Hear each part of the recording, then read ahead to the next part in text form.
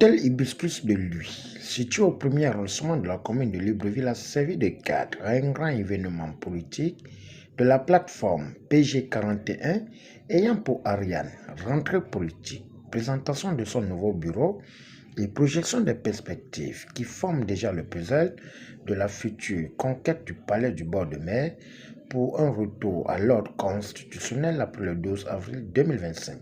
En prononçant ces mots inauguraux de notre cérémonie, marquant la relance des activités de la PG41. Très triste, parce que nous pleurons Maître Lucas Maïla, avec qui nous avons travaillé ces 3 dernières années pour porter haut les couleurs de notre plateforme.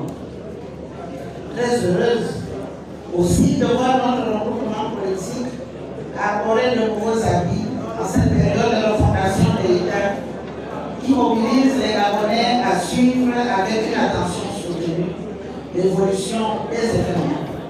La PG41 se créa et s'éveilla. Tout commence donc au mois de février 2018 au domicile de M. Bonaventure Zibo Lafoni. Dans sa création, la PG41 s'était fixé 2 principaux objectifs, à savoir participer activement à la mise en place de nouveaux organes en charge des élections, notamment le Centre gabonais des élections, CGE.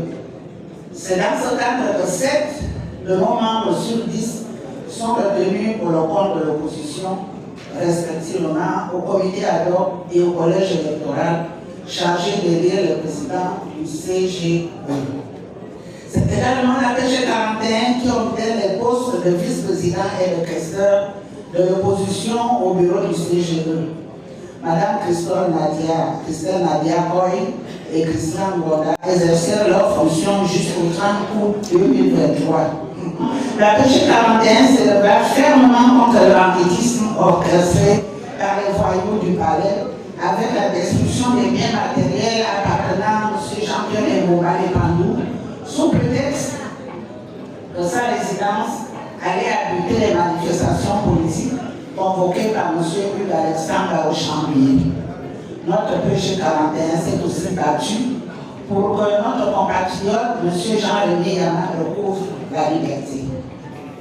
En un mot, la PG41 depuis 2018 porte la voix des Gabonais contre l'opposition de nos dirigeants. Elle est donc passée par bien des étapes et riches expériences politiques qui ont nourri sa maturité, sa liberté de mouvement et de ton, ainsi que son pragmatisme.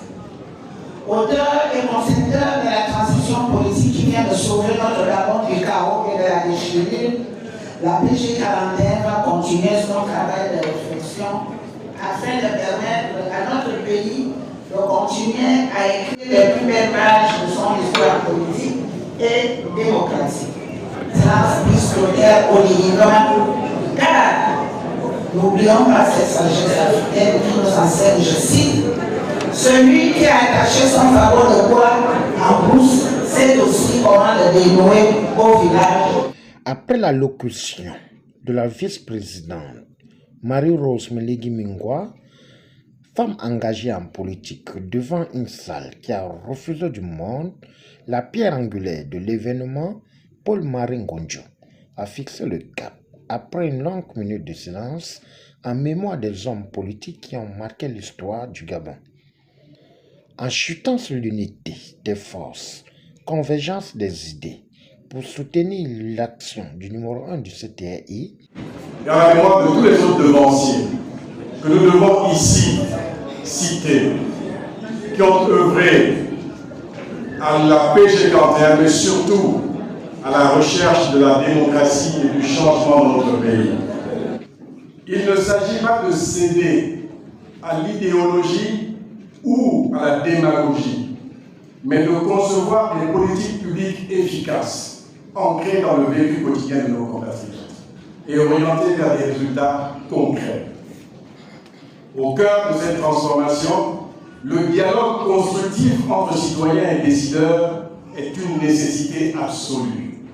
Un modèle dans lequel chaque citoyen, sans distinction de statut social, d'origine ou de profession, a la possibilité réelle de contribuer à l'élaboration des décisions qui façonnent son avenir et celui de la nation. Cette vision repose sur un principe fondamental. La gouvernance ne peut être pleinement légitime et efficace que si elle est le reflet des aspirations populaires. L'organisation du dialogue national inclusif de avril 2024 s'est inscrite dans cette dynamique. Le président de la transition, son Excellence Brice Clotaire Oligui Nguema, donnant la parole aux citoyens de toutes les couches sociales et en leur offrant un cadre structuré pour exprimer leurs préoccupations et formuler des propositions, a permis de poser les bases d'une nouvelle organisation de notre vie ensemble. Et si le chef de l'État a pris le courage de prendre un certain nombre de décisions, comme celle, dernièrement, de signer pour la livraison de l'électricité par une société turque qui a ses bateaux du côté d'Orlando, c'est une décision courageuse parce qu'il veut le bien de tous les Gabonais. Il ne peut pas le laisser choir dans l'obscurité. Et il fallait le faire. Et il faut pour cela l'encourager et le remercier. Dans cette perspective, la PG41 soutient activement le développement d'une économie sociale et solidaire, située à mi-chemin entre l'économie marchande et l'économie administrative. Nous notons que c'est dans une ambiance bon enfant et festive, partage d'expérience, malgré le retard et les caprices de la SEG, que la rentrée politique de la plateforme PG41 a fait tomber son rideau en prenant l'engagement d'inviter le numéro 1 du CTI à se présenter à l'élection présidentielle du 12 avril 2025.